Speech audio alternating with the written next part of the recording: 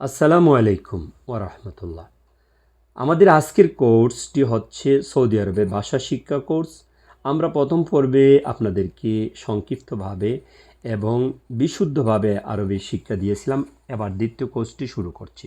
আসুন আমরা শিখে নেই একেবারে নতুনদের জন্য বিশুদ্ধ সৌদি আরবের ভাষা, অর্থাৎ পৃথিবীতে যত আরব দেশ আছে, দোহা, দুবাই, সৌদি আরব, কুয়েত, কাতার, বাহরাইন, এইসব দেশে আপনি এই ভাষাগুলো শুদ্ধভাবে বলতে পারবেন এবং গ্রাম্য ভাষা, শহরের ভাষা, টাউনের ভাষা এইভাবে কিভাবে বলে আমরা সেভাবে আপনাদেরকে পৃথক পৃথক একটি শব্দের কয়েকটি অর্থ হয় এবং কয়েকটি শব্দ দিয়ে একটি অর্থ হয় সেটা আমরা বুঝিয়ে দিব ইনশাআল্লাহ।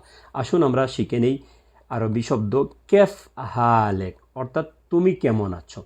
কেফ অর্থ কেমন, হালেক অর্থ তোমার অবস্থা, অর্থাৎ বাংলাতে হয় তুমি কেমন আছো, তখন আপনি বলবেন আলহামদুলিল্লাহ আনা বিখাইর, বা সংক্ষেপে বলতে পারবেন আলহামদুলিল্লাহ। দেখুন এই শব্দটা অন্যভাবে আপনাকে বলবে তারা কাইফাল হাল, কাইফাল হাল ইয়া শেখ, কাইফাল হাল।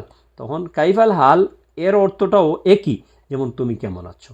দেখুন আরও একটা শব্দ তারা বলতে পারে, যেমন তামাম, তামাম শিক্ষিত লোকরা আপনাকে বলবে তামাম, তামাম মানি, এর মানি অর্থের মানিটা কি হইল, মানি হইল তুমি ভালো আছো বা ভালো আছো, সংক্ষেপে বলতেছে ভালো আছো, তখন আপনি বলবেন, উত্তরে বলবেন আলহামদুলিল্লাহ। দেখুন আপনাকে এই শব্দটা অন্যভাবে আরোভাবে বলতে পারে, যেমন কেফ ইনতা, তুমি কেমন আছো, সেটাও এই শব্দগুলা কেফ ইনতা, এই শব্দগুলা শিক্ষিত লোকরা বেশিরভাগ ব্যবহার করে, দেখ কেফ ইনতা তুমি কেমন আছো। দেখুন আমরা কয়েকটা শব্দ শিখলাম যে তুমি কেমন আছো এই কয়েকভাবে বলতে পারে।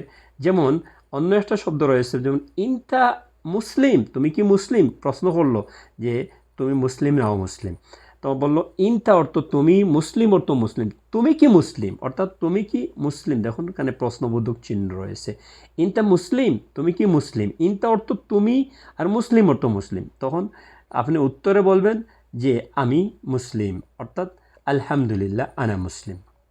তাইলে আমরা বুঝলাম ইনতা মুসলিম অর্থ তুমি কি মুসলিম, অর্থাৎ তুমি কি মুসলিম, তখন আপনি উত্তরে কি বলবেন আলহামদুলিল্লাহ আনা মুসলিম। দেখুন আরেকটা শব্দ রয়েছে, আপনি সৌদি আরবে আসলে বা এখানে থাকলে আপনি দেখতে পারবেন, যেমন তাল, তাল, তাল, তাল মানে এদিকে আসো, আপনাকে ডাকতেছে তাল, তাল এদিকে আসো।